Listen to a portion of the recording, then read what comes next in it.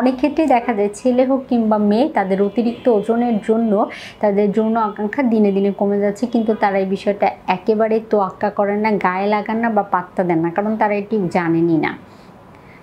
যদি আপনার উচ্চতার তুলনায় ওজন অস্বাভাবিকভাবে বেশি হয় তাহলে অবশ্যই সেটি আপনার যৌন আকাঙ্ক্ষা কমিয়ে দিবে।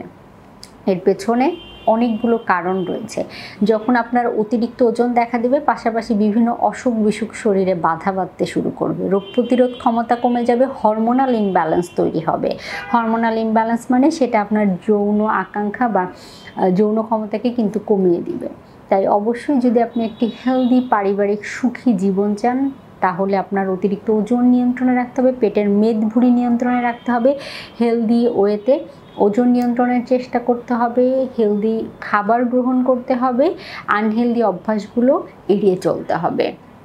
তাহলেই দেখা যাবে যে আপনার যৌন ক্ষমতা ঠিক থাকবে বা পারফেক্ট থাকবে।